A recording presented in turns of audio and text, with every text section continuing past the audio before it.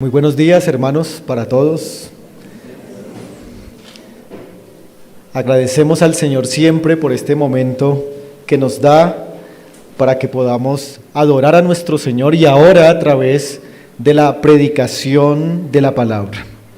Vamos a continuar, hermanos, en esta mañana con nuestra serie expositiva de la Carta a los Corintios y vamos a considerar este pasaje que leíamos hace un momento.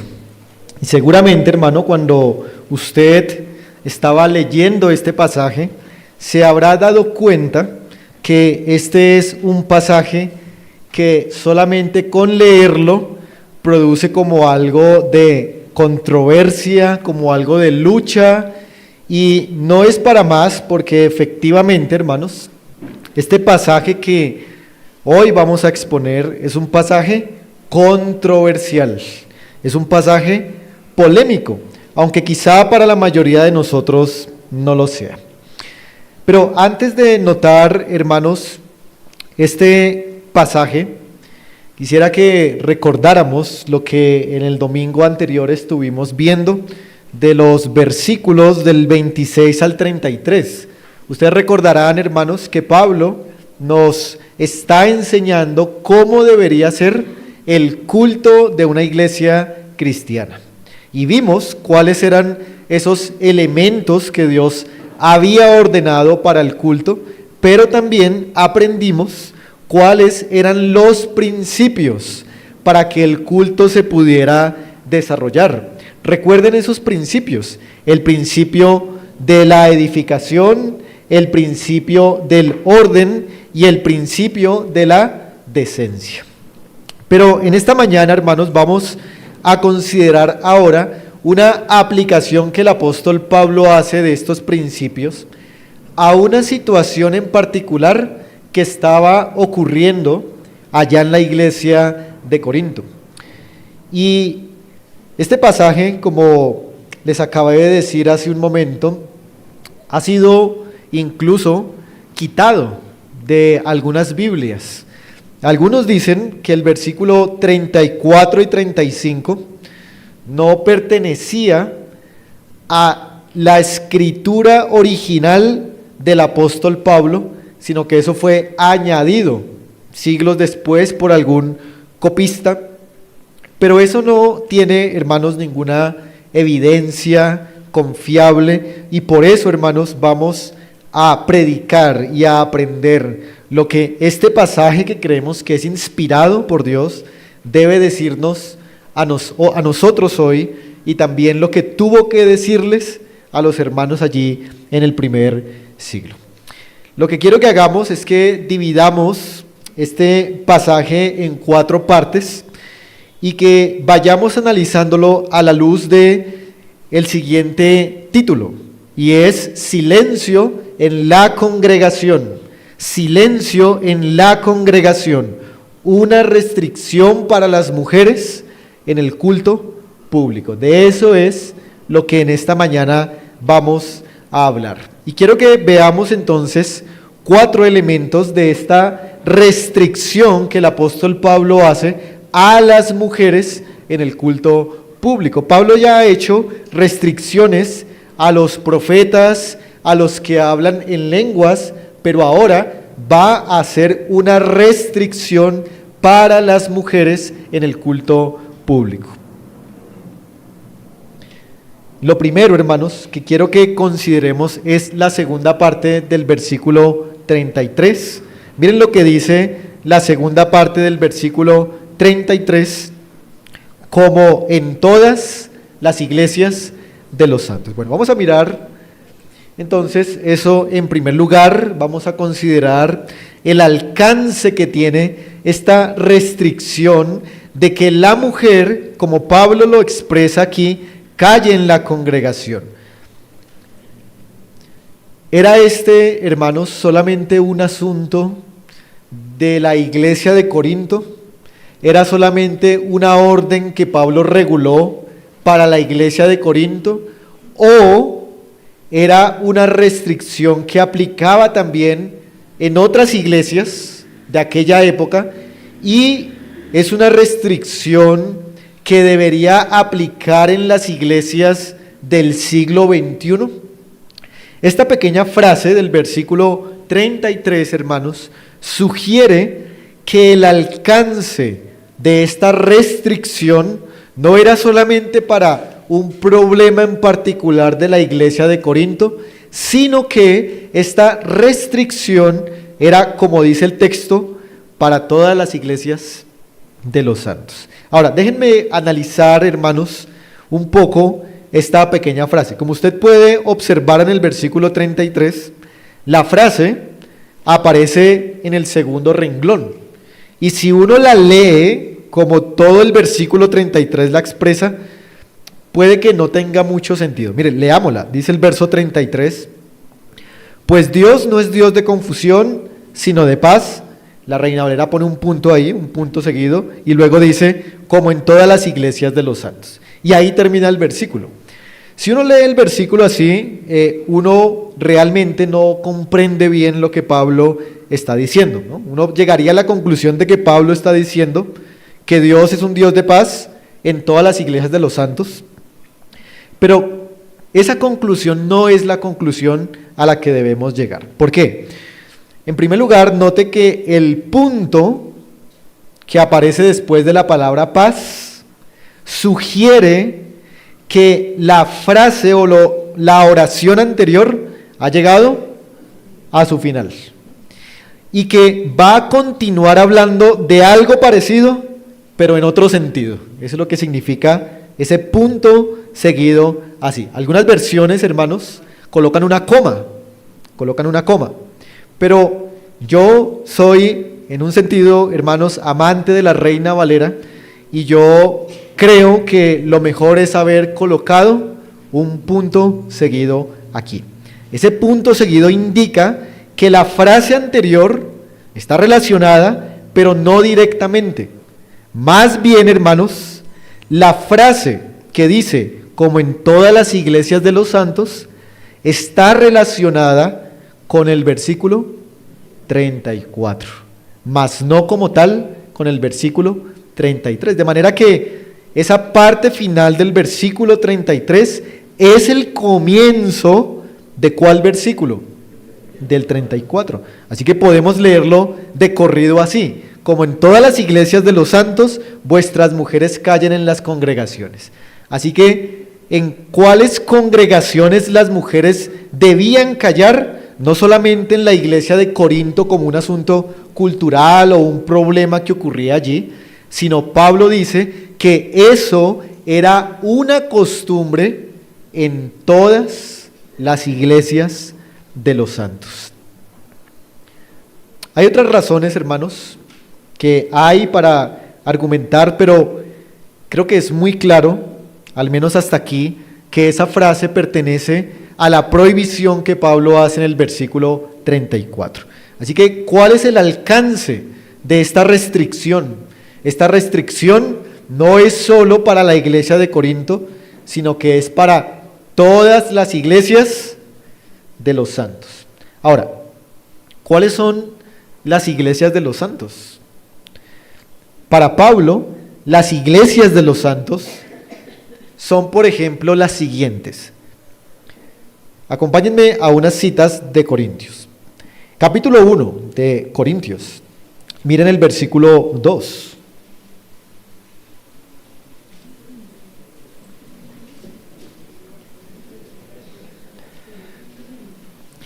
Miren lo que para Pablo son las iglesias de los santos. Dice, versículo 2 del capítulo 1, a la iglesia de Dios que está en Corinto, a los santificados en Cristo Jesús, llamados a ser santos, con todos los que en cualquier lugar invocan el nombre de nuestro Señor Jesucristo, Señor de ellos y nuestro. Para Pablo, cualquier persona que invoca el nombre de Jesucristo en una asamblea organizada es también iglesia de Dios, al igual que lo era la iglesia de Corinto. Pero miren, por ejemplo, el 16, al final de la carta, 16:1. Pablo va a hablar de cuáles son estas iglesias de los santos. Miren el 16:1. Dice, en cuanto a la ofrenda para los santos, haced vosotros también de la manera que ordené. ¿En dónde?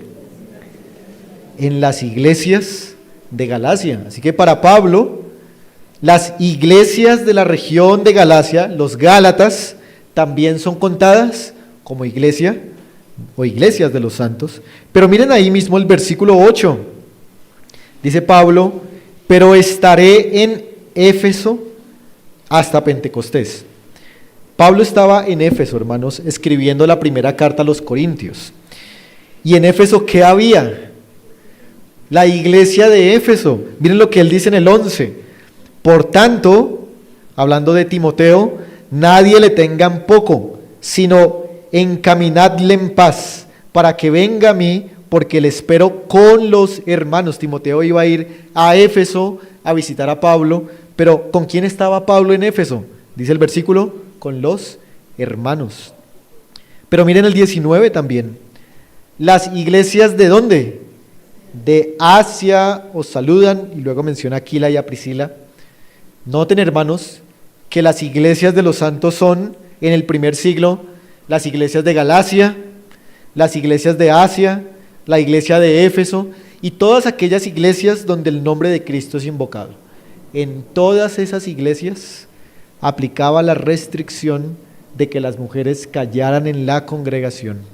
No era un asunto solamente de la iglesia de Corinto, sino que era un asunto que Pablo, como apóstol, había puesto en orden en todas las iglesias que acabamos de mencionar y aún en las que no se mencionan en esta carta a los Corintios. Así que, hermanos, una vez más, ¿cuál es el alcance de la restricción? No es solo para la iglesia de Corinto, es para todas las iglesias de los santos, como Pablo lo indica allí. Ahora,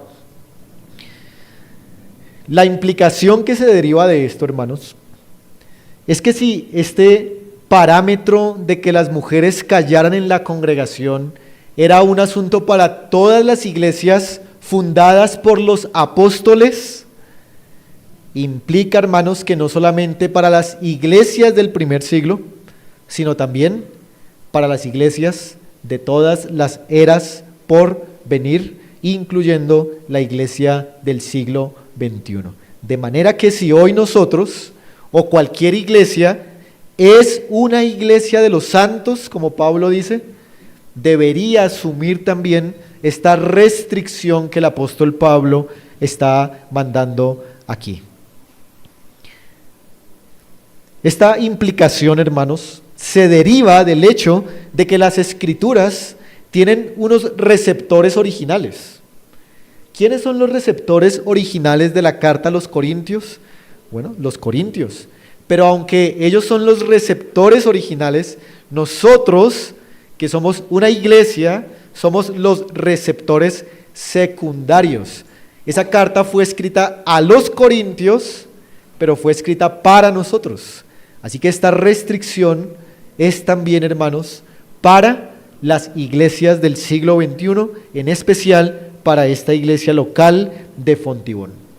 Pero, hermanos, hay algo que se deriva también de lo que el apóstol dice ahí, como en todas las iglesias de los santos, y es que Pablo toma las iglesias del primer siglo y les dice: hermanos, miren cómo se conducen las otras iglesias, miren cómo nosotros las hemos organizado como apóstoles.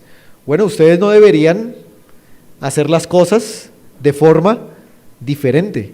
Ustedes deberían sujetarse a la práctica de las iglesias apostólicas del primer siglo. ¿No deberían ustedes tener prácticas diferentes que nosotros los apóstoles no les hemos enseñado? Y en ese sentido, hermanos, la práctica de las iglesias que son ortodoxas, es decir, que tienen una doctrina recta, desde el siglo I hasta el siglo XXI, escuchen esto, es una fuente, o son estas iglesias, una fuente de autoridad también para nosotros.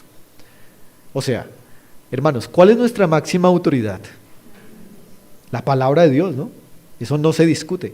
Pero ¿hay otras autoridades? ¿Hay otras autoridades? Por supuesto, el gobierno, el magisterio, los esposos, los padres. Pero aquí, hermanos, hallamos otra autoridad. La autoridad es la práctica común de las iglesias ortodoxas. La práctica común de las iglesias ortodoxas a lo largo de la historia es también una autoridad que puede guiarnos en la práctica y en las doctrinas de nuestra propia iglesia local, como Pablo lo está mostrando aquí. Pablo les está diciendo, ustedes en la iglesia no deberían a la mujer permitirle hablar, ya vamos a explicar qué es eso, porque todas las iglesias lo hacen así. Así que nosotros también podemos tomar de allí y decir que la práctica ortodoxa y apostólica de las iglesias a lo largo de los siglos ha sido que las mujeres no enseñen, que las mujeres callen. Así que esta práctica ortodoxa es autoritativa también para nosotros. Y dicho sea de paso, hermanos, las confesiones de fe, los credos históricos que la iglesia ha producido, las enseñanzas que hombres fieles a las escrituras han dado, deben también ser una fuente de autoridad para nosotros. Pero repito, ¿cuál es la máxima autoridad? La palabra de Dios. Toda práctica, toda confesión, todo credo debe ser filtrado a la luz de la palabra de Dios, que es el juez último de toda nuestra práctica y de toda nuestra doctrina. Así que, hermanos, ese es el alcance de esta restricción. Pero ahora debemos preguntarnos de qué se trata esta restricción, de qué se trata que las mujeres callen en las congregaciones. Vamos a proceder entonces a una segunda consideración y es la médula de esta restricción.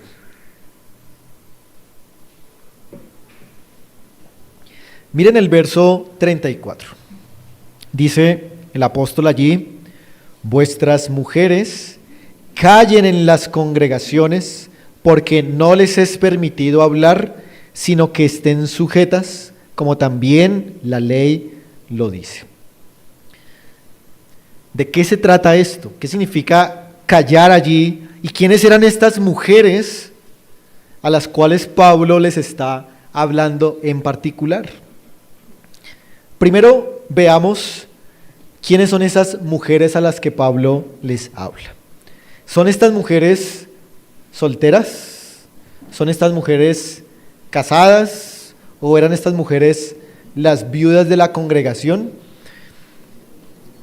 Debemos creer, hermanos, que estas mujeres eran las esposas que habían en esa congregación, es decir, mujeres casadas. ¿Por qué llegar a esa conclusión? En primer lugar, note el verso 34, que dice vuestras mujeres, indicando que estas mujeres pertenecen a alguien. Pablo le está hablando a unos hombres, les está diciendo, hombres, vuestras mujeres callen. Pero cuando una mujer es en un sentido de un hombre, miren lo que el versículo mismo nos dice. Verso 35. Y si quieren aprender algo, pregunten en casa a quiénes.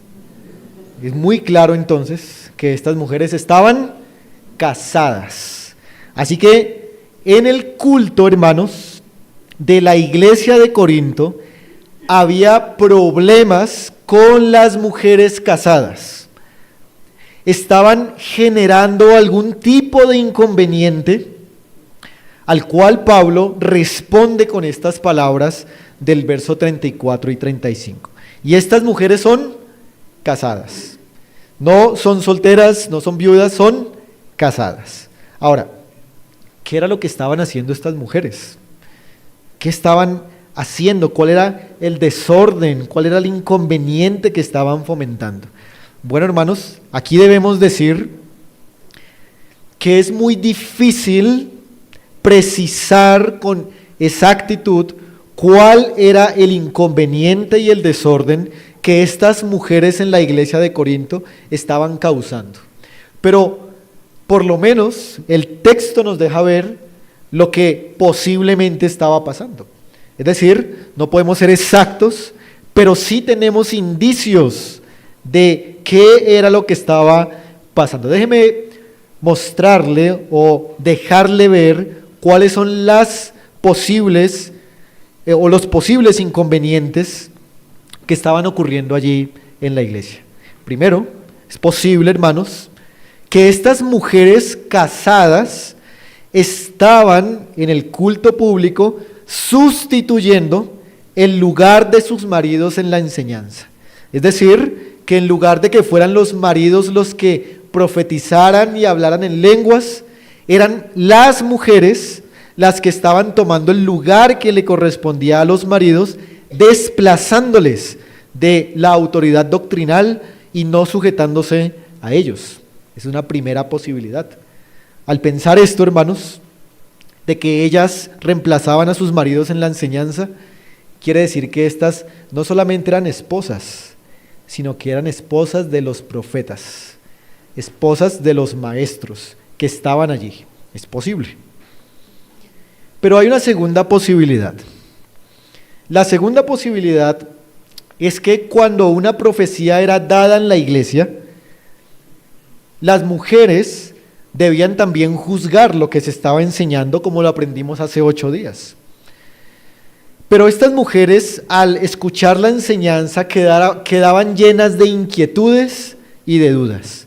Y en lugar de preguntar a sus esposos, quien eran su autoridad, se levantaban en medio de la asamblea, interrumpiendo a los profetas, haciendo sus preguntas, pasando por alto a sus maridos y fomentando desorden en el culto público. Esa es otra posibilidad. Pero una tercera posibilidad es que estas esposas de los posibles profetas, estas esposas de los profetas, no estaban de acuerdo con lo que sus esposos profetizaban. Y al parecer podía que estas mujeres los interrumpieran y se formara un desacuerdo público en medio de la asamblea entre un esposo y una esposa respecto a una profecía que en la iglesia del primer siglo era dada. Hermanos, pero sea la que sea, o sea el que sea el inconveniente que estaba ocurriendo allí, Pablo va a mandar algo y es: vuestras mujeres callen en las congregaciones. Es una palabra que hoy la utilizamos cuando estamos hablando fuerte, ¿no? Cállese, cállese. Suena fuerte, ¿no? Pero veamos lo que significa la palabra en el idioma original, que no reduce para nada lo que significa en el español, pero que sí nos añade algo de significado. La palabra callarse, que aparece en el verso 34, es la misma palabra que Pablo ha usado en el versículo 28. Miren el 28, dice: y si no hay intérprete, cállese o calle en la iglesia. Y el verso 30, y si alguno le fuere revelado a otro que estuviese sentado, cállese el primero. ¿Sí? La palabra callarse. Bueno, la palabra callar significa guardar absoluto silencio. Eso significa o traduce la palabra. Guardar absoluto silencio. Así que vamos a usarla en ese sentido para que de pronto no se vayan a sentir atacados los hermanos por decir cállense, cállense. Vamos a decir guardar absoluto silencio. Esta palabra, por ejemplo, es usada en Hechos capítulo 15, versículo 12. Allí en Hechos 15 hay una asamblea o una reunión de iglesia. Y en esa asamblea, cuando todos oyen al apóstol Pedro hablar, todos guardan un silencio absoluto, respetan el turno del apóstol Pedro y el apóstol Pedro entonces habla lo que tiene que decir. Así que, hermanos, a la luz de estos datos, de esta palabra callarse, guardar absoluto silencio, podemos dar la siguiente definición de lo que Pablo está restringiendo aquí. Es decir, esta es la médula de la restricción. La restricción es que la mujer no debería enseñar y no debería hablar para evitar el desorden. Eso significa. La mujer en las asambleas de las iglesias no debería enseñar o no debería hablar para evitar el desorden. Debería guardar absoluto silencio. Como un comentarista dice, el apóstol prohíbe que en la reunión de la iglesia la mujer hable, ya sea para enseñar o ya sea para preguntar, fomentando desorden en la congregación. Es una primera parte de esta definición. Pero eso significa callar, guardar absoluto silencio. Vayan guardando esos datos allí, hermanos. Pero miren el versículo 34. ¿En dónde tienen que guardar silencio las mujeres?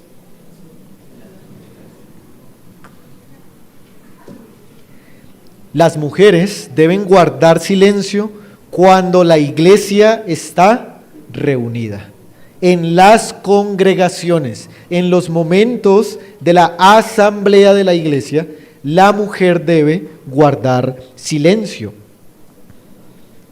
Es en el momento del culto público donde la mujer debería acatar esta restricción de forma particular. Muy bien, permítanme hacer algunas implicaciones de lo que estamos viendo aquí, hermanos. Es claro, en primer lugar, que una implicación que se deriva de nuestro texto es que el ministerio de enseñanza por parte de una mujer está prohibido en la iglesia cuando está reunida.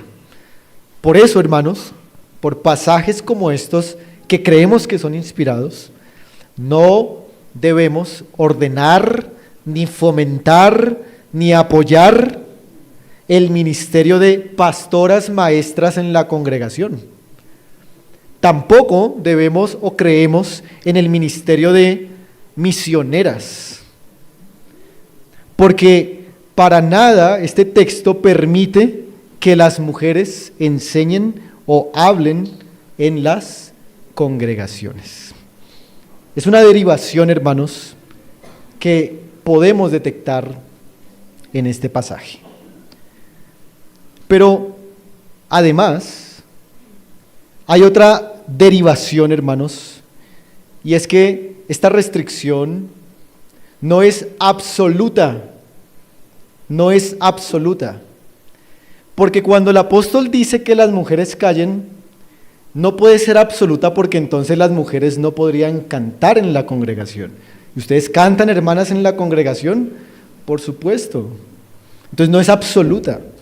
¿Ustedes en la congregación oran cuando alguien está presidiendo aquí? Por supuesto que oran. ¿Ustedes, hermanas, responden el amén cuando hay que responder el amén? Por supuesto que responden el amén. Entonces esta prohibición del apóstol Pablo no es absoluta. Al menos en el culto público es lo que estamos viendo, ¿no? Así que, hermanos, esto nos lleva a otro asunto, y es que la mujer debe guardar silencio en la congregación, no solo porque otras congregaciones lo hacen, no solamente porque eso fomenta desorden, según el apóstol Pablo en la asamblea, sino también por las siguientes razones. Así que esto nos lleva a una tercera consideración, hermanos, y son las razones específicas de esta restricción. En el verso 34 vemos el primer porqué. Miren el primer porqué, ahí en el versículo 34. Dice, porque no les es permitido hablar, sino que estén sujetas, como también la ley lo dice. O sea, lo que Pablo está diciendo es, iglesia de Corinto, yo no me estoy inventando esto, sino que yo lo estoy enseñando con base en las escrituras del Antiguo Testamento. La ley, dice él, enseña en alguna parte que las mujeres no deberían hablar en las asambleas, al menos las mujeres casadas, ¿no? Eso es lo que estamos viendo. En otras palabras, ¿cuál es el verdadero problema? El problema de fondo de que una mujer hable en la congregación, lo que el versículo dice, sino que estén sujetas. sino que estén sujetas. Así que la razón por la cual una mujer no debe hablar en la congregación es porque si habla, eso demuestra insubordinación. ¿Contra quién? Contra su propio esposo. Así que una forma en que la mujer no demuestra sujeción a su esposo en el culto público es hablando o enseñando o pasando por alto a su esposo en la reunión de la iglesia.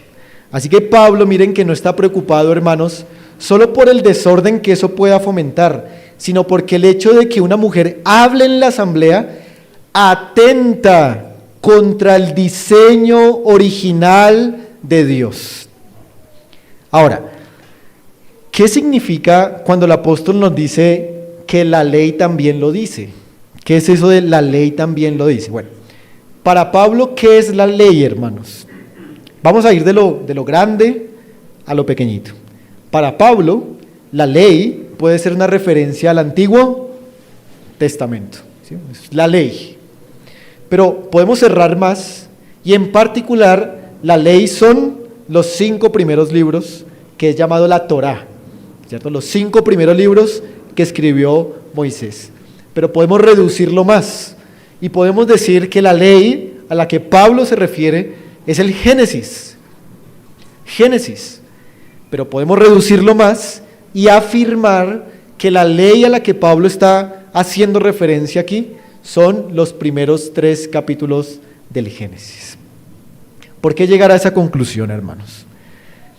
La respuesta es debido a un pasaje paralelo que nos enseña para Pablo cuál es la ley en la que está pensando cuando habla del tema de las mujeres. ¿Cuál es ese pasaje paralelo?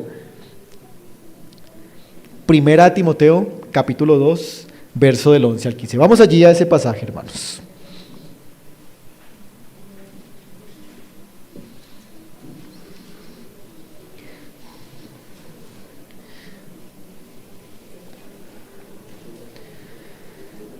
Primera Timoteo 2, del versículo 11 al versículo 15. Bueno, usted lo tiene ahí, no cierre Corintios, téngalo también ahí abierto porque lo vamos a comparar. Pero también voy a ponerlo aquí en la pantalla, hermanos, para que ustedes lo puedan ver. Vamos a hacer una comparación entre esos 2 pasajes para que un pasaje alumbre al otro y nos muestre qué es la ley en la que Pablo está pensando. Entonces, aquí está el pasaje, hermanos, de Primera a los Corintios hacia abajo, y en la otra columna está el pasaje de Primera a Timoteo. Noten las comparaciones de lo que Pablo dice en Corintios y de lo que Pablo dice en Primera a Timoteo. Aquí manda que las mujeres callen o guarden silencio, y en este pasaje también les manda a que no hablen, a que no enseñen, y además añade lo de la sujeción.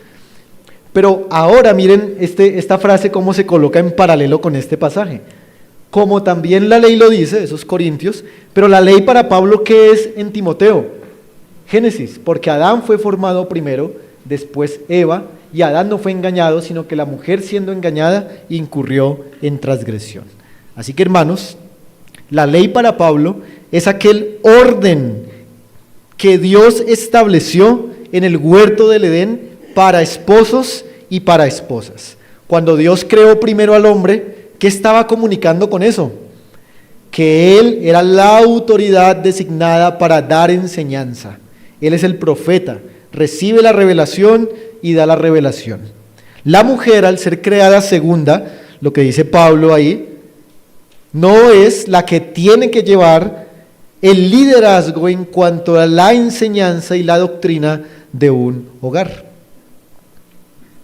Pero no solamente da una razón de por creación, sino que en este pasaje de Timoteo, Pablo también habla de la transgresión a la que cayó la mujer por causa de haber tomado el liderazgo en la enseñanza. Cuando la mujer en el huerto del Edén tomó el liderazgo en la enseñanza, incurrió, dice el texto, en transgresión porque llevó a su hogar, llevó a la humanidad a que el pecado pudiera entrar, aunque el pecado entró por Adán.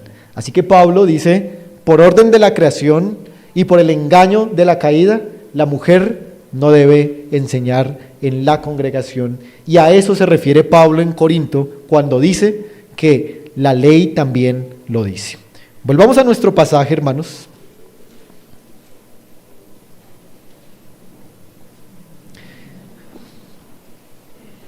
Y esa sería nuestra primera razón. ¿Por qué la mujer no debe enseñar? Porque al enseñar, la mujer le está robando al hombre la autoridad que Dios le ha dado. Dios ha establecido un orden. Y si la mujer lo hace, invierte ese orden y se equivoca entonces el orden de la creación. Pero hay una segunda razón.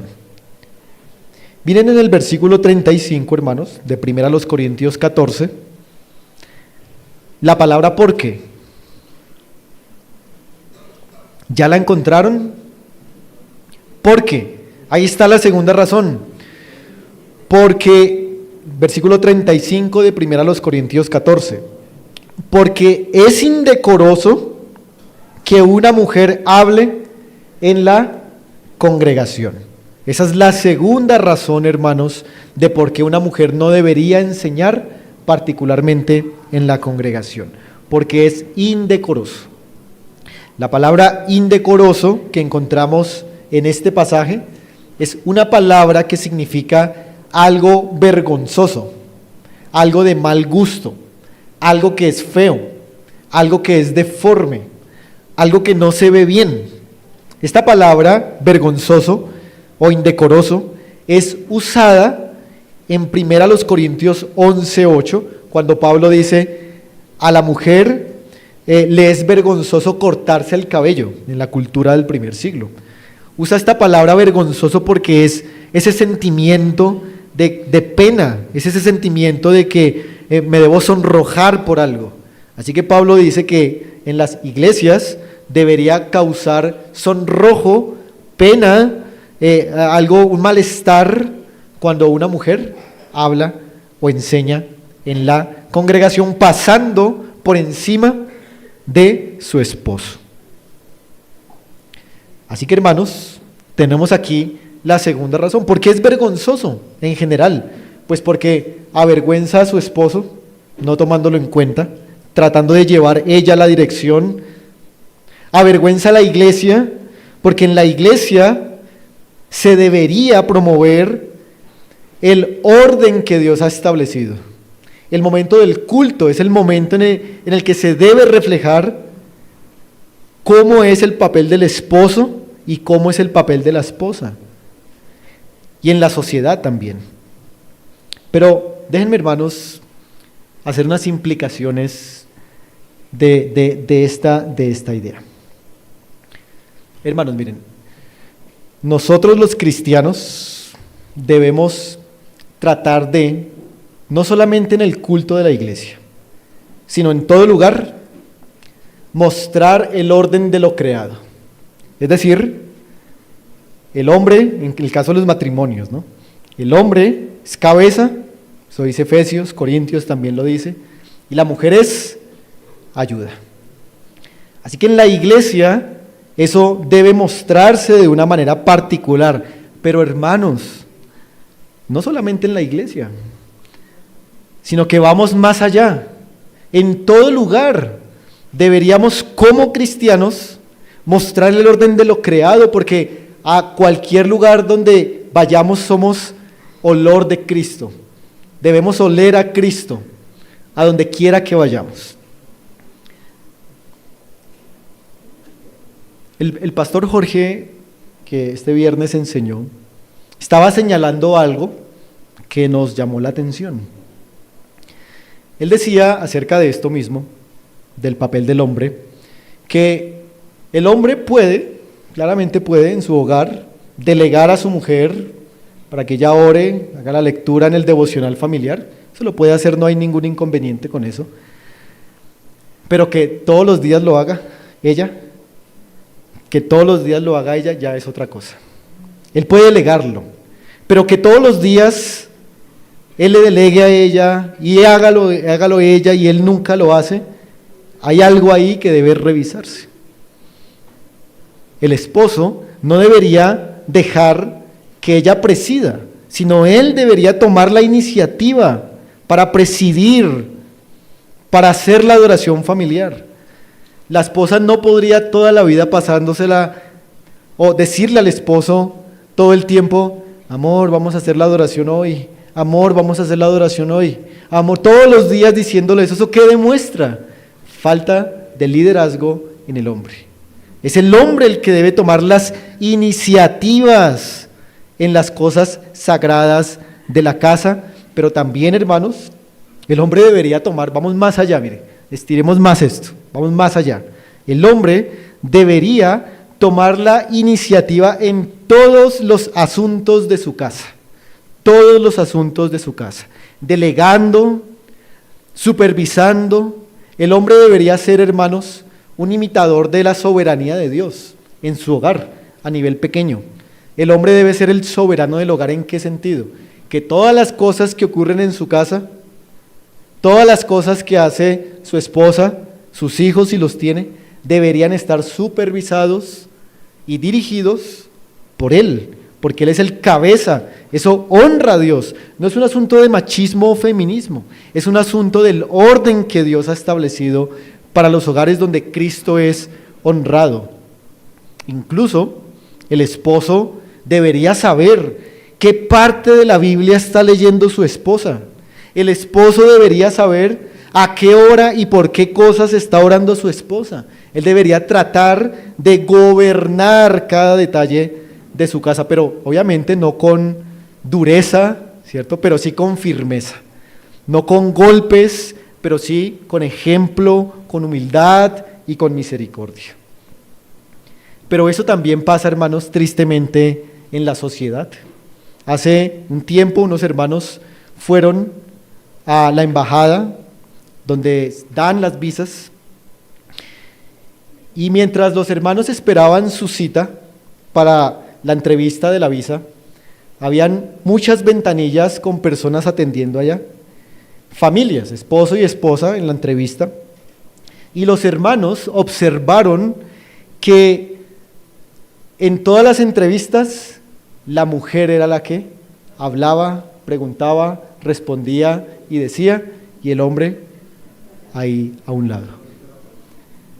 Eso no es pecado en sí, eso no es pecado en sí, pero hermanos, debería ser el hombre el que pueda tomar las iniciativas, el que pueda demostrar que él es la cabeza, que él es el líder, que él es el que toma las iniciativas para todos los asuntos del hogar. Pero también, hermanos, piensen en esto. En el asunto económico de la casa, en el asunto presupuestal, las mujeres deberían entrenarse, ellas mismas deberían entrenarse, que para tomar cualquier determinación económica deberían preguntar o consultar, como el texto lo dice, ahorita lo vamos a ver. O sea, yo, por ejemplo, me sorprendería si Joyce llegara y me dijera: amor, mira, me compré este brazalete de Pandora. Ustedes saben, ¿no? Me sorprendería, porque pues no es nada económico, ¿no? Yo creo que lo mejor es que ella hubiera preguntado antes, ¿no? Y entonces llegamos a un acuerdo si sí podemos o no podemos. Así que la mujer debería ser entrenada siempre en preguntar, ¿no?, en informar, y no llegar diciendo más bien lo que ya ocurrió. Pero miren el versículo 35, hermanos, conmigo.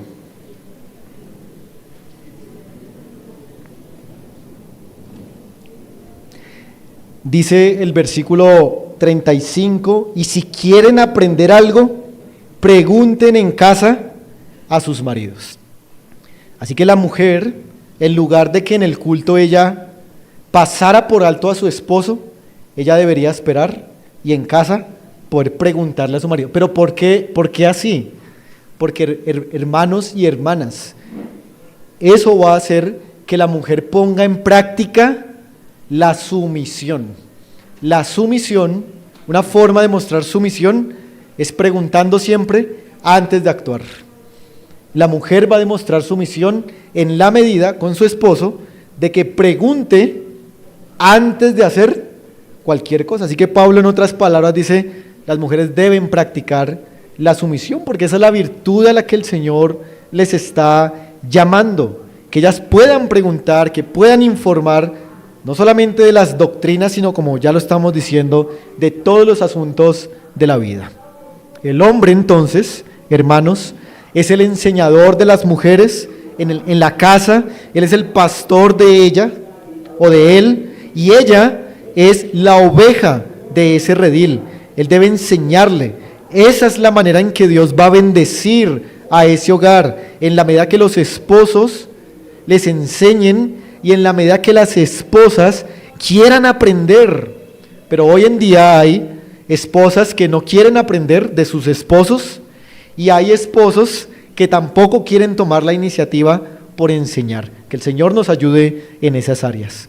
Pero también, hermanos, del verso 35 podemos extraer algo de ese pregunten en casa a sus maridos. Y hay una aplicación allí que podemos tomar, hermanos, y es que deben evitarse al máximo las discusiones públicas. Las discusiones públicas deben evitarse al máximo y restringirse. ¿Para qué espacios? Para la casa. En la casa es donde se deberían dar, en el buen sentido de la palabra, las discusiones entre cónyuges, entre esposos. Así que las mujeres deberían tener cuidado de formar o de fomentar algún tipo de discusión en público, ya sea en la iglesia, en la calle, en un centro comercial o en cualquier lugar. Deberían ellas tratar de tener dominio propio en ese momento y guardar la discusión para el hogar, para que en casa pregunten y resuelvan. Pero en el público, como Pablo lo muestra aquí, es algo indecoroso, es algo que no se ve bien. Ahora, pasemos a una cuarta consideración, cuarta y última, hermanos, y es la autoridad de esta restricción que la vemos de los versículos 36 al 40. Dice el apóstol Pablo en el verso 36, ¿acaso ha salido de vosotros la palabra de Dios o solo a vosotros ha llegado? Si alguno se cree profeta o espiritual, reconozca que lo que os escribo son ¿qué? Mandamientos del Señor. Lo que Pablo está diciendo es, miren, iglesia de Corinto, ustedes creen que pueden hacer lo que ustedes quieran en su culto. Ustedes creen que se pueden gobernar, aunque son independientes y autónomos, pero eso no es así, les dice Pablo. Ustedes creen que la palabra llegó solamente a ustedes, que ustedes son la única iglesia que yo he fundado, dice el apóstol. Y Pablo dice, para nada. Más bien, dice Pablo como en una forma de sarcasmo, si allá hay muchos profetas y si hay muchos espirituales, reconozcan que lo que yo les estoy diciendo no son mandamientos culturales ni sociales, sino son mandamientos del Señor para la regulación de las iglesias locales. Hermanos, Pablo está dando a entender aquí que él es un apóstol que tiene toda su autoridad derivada de Cristo y que todo lo que él escribió es inspirado por Dios y es un mandamiento de Jesucristo. Así que Cristo escribe con plena, o más bien Pablo escribe con plena autoridad derivada del Señor Jesucristo. Y hermanos, esto también es para nosotros. Esta restricción que Pablo coloca aquí para las mujeres no es algo de nuestra iglesia, hermanos, no es una posición personal, sino que Pablo dice que esto es un mandamiento de Cristo. Ni siquiera dice, esto es un principio de Cristo. No, él dice, es un mandamiento de Cristo que yo les estoy escribiendo, no solamente a ustedes, sino a todas las iglesias en general. Pero el verso 38 dice, mas el que ignora, ignore. Es decir, hermanos de Corinto, si ustedes no quieren prestar atención a los mandamientos de Cristo, La idea del texto parece que es, así como ustedes ignoran a Dios, Dios también los va a ignorar a ustedes. Si ustedes quieren insubordinarse a los mandamientos de Cristo, Cristo también los va a tratar según ese comportamiento. En otras palabras, el que negare al Señor, Él también lo negará. Es una advertencia que el apóstol Pablo les da aquí. Y cerrado el tema de las mujeres, verso 39 y 40, Pablo concluye el capítulo 14 diciendo: así que hermanos, procurad profetizar y no impidáis el hablar en lenguas, pero hágase todo decentemente y con orden. Y así, hermanos, hemos llegado al final de este capítulo tan difícil, tan interesante. Y permítanme entonces a mí también concluir. ¿Qué hemos visto de este pasaje, hermanos? Hemos visto que es una restricción para las mujeres en el culto. Vimos el alcance que tiene, vimos la médula de esta restricción, las razones, y también vimos la autoridad que tiene esta restricción. Solo déjenme decir algo a los hombres y a las mujeres para terminar, a los esposos en particular y a las esposas. Hermanos, miren, si alguno de ustedes consideran, después de haber escuchado esta enseñanza, que están fallando en detalles o en cosas grandes, en su papel como cabeza, como líder, como guía espiritual de su hogar, como representante de Jesucristo, sea en la casa, en el culto, en la sociedad, donde sea, yo le animo, le exhorto, le llamo a que usted asuma la autoridad que Dios le ha dado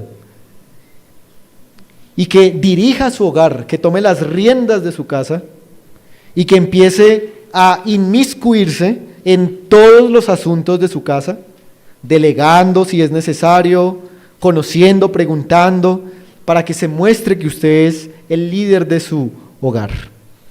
Recuerde que así como Dios es soberano y cuida cada pajarillo que cae en su mundo, que cuenta cada cabello de la cabeza de sus hijos, así el padre de familia también debería tener cuidado de cada detalle de lo que ocurre en su hogar. Y la razón de eso no es para que sea macho o verdaderamente varón, nada de eso, hermanos, sino que la razón es para que Cristo sea glorificado. Pero las mujeres, la conclusión es obvia, hermanas, las mujeres no deberían enseñar en las congregaciones, pero especialmente no deberían pasar por la autoridad de sus esposos, deberían entrenarse en la práctica de la sumisión, preguntando a sus esposos y ayudándolos también para que ellos puedan dirigir el hogar. Y todo esto, hermanos y hermanas, lo hacemos porque es la voluntad de Cristo, son mandamientos de Cristo. Debemos glorificar a Cristo y no a los hombres, a pesar de que el mundo no esté de acuerdo con este orden que Dios ha establecido para la casa, para el culto y para la sociedad. Que el Señor, hermanos, nos ayude en esta importante área. Vamos a orar y damos gracias al Señor.